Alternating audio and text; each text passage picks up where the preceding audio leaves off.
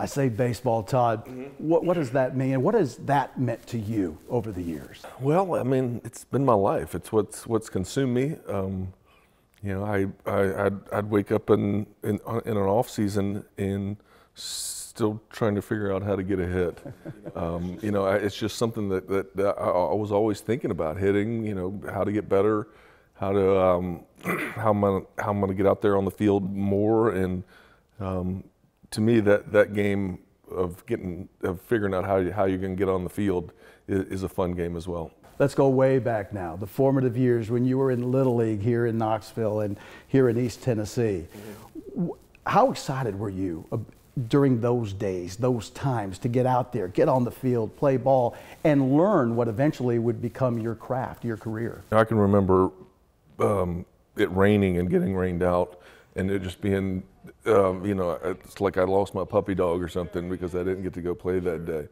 You know, we didn't have travel teams, and then we didn't play 150 games like the kids do nowadays. So every game we played was a big deal, and every tournament that we're in was you know, was a big deal. And I could have played it 365 days a year. I remember covering you back in the day at high school at Central. What was that like for you back then, Todd, splitting your time between football and baseball? Well, you know, my uncle was my football coach. And you know, he prepared me for the next level. He let me know, you know, the difficulty level and the time that was going to be needed to put in if you're going to be a college quarterback. I had Coach Bud Bells, who was, you know, he played in the minor leagues, you know, in big leagues spring training with the Cubs, and he taught me how to be a professional at a very young age.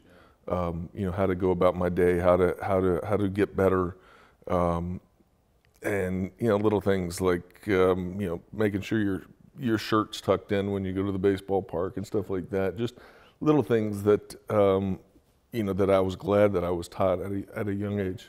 And then you get to UT, and you had to make a decision at some point, you know, and you went the baseball way. Obviously, there was no looking back after that. The rest was history. No, there was no looking back. You know, once I decided to stay at Tennessee, you know, I had to commit 100%. You know, once I said I was going to stay, I knew I was going to be there for 3 years, so I was going to make the best of it. And you know, I made the decision, and you know, I didn't look back. I got most out of college that I could get. I had a great time, made some good friends, learned a lot, and grew up a lot. You're in Asheville, and I remember being back with you at that time and making the transition from aluminum to wood. And it was a transition that Todd didn't take you too long to get used to, because you weren't there very long. Talk about that and that first step into pro ball back in the day. You know, when I first went to Asheville, I was tired. You know, I just played a football season, a baseball season, and you know, I thought I should still be hitting opposite field home runs, and you know, and I couldn't, and so I was very disheveled because I just didn't know if I could do it. Well, I was able to get an off season under my belt. I was able to work out. I was able to catch my breath, and went to big league spring training. And when I went to big league spring training and got to see what big leaguers what they could do is when I kind of figured out that I had a chance if I played my cards right. And you certainly did, and it turned out to be a wonderful career.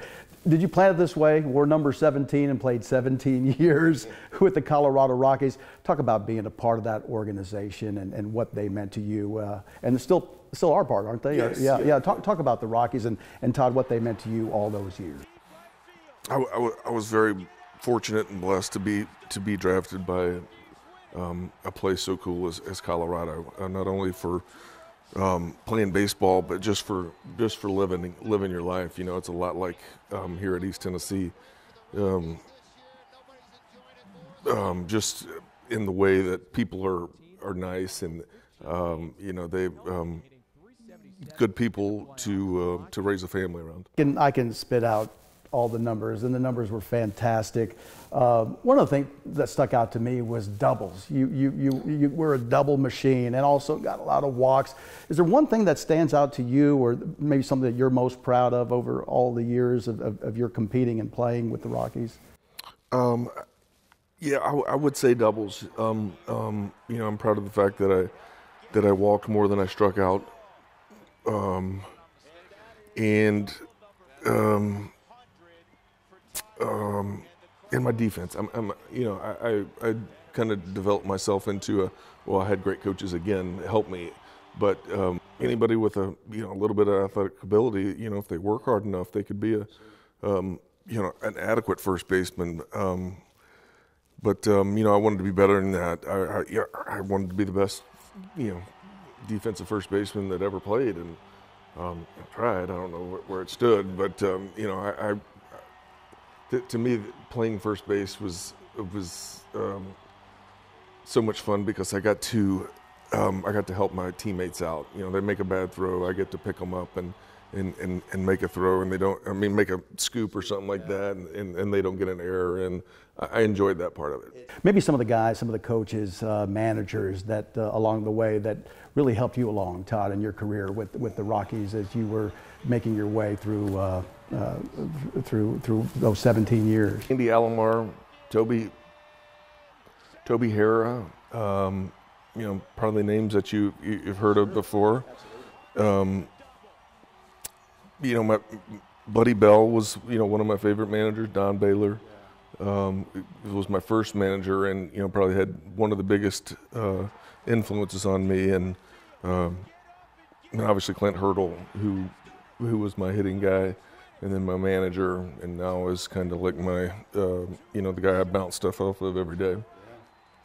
I would imagine most guys dream, Todd, of making it to the Hall of Fame one day, but it's a distinction that very few get to achieve. What would it mean to you to be able to join that fraternity? You know, it's one of those things that it'll take me a little bit of time to process. It's a neat thing, isn't it? Oh, it's neater than neat. It's pretty special. It's amazing. I mean, it's baseball immortality, but you know, I'm just actually happy that yeah, I'm on the ballot and somebody gets to vote for me. To have a Hall of Fame career, you got to have a Hall of Fame family. Yes. As well.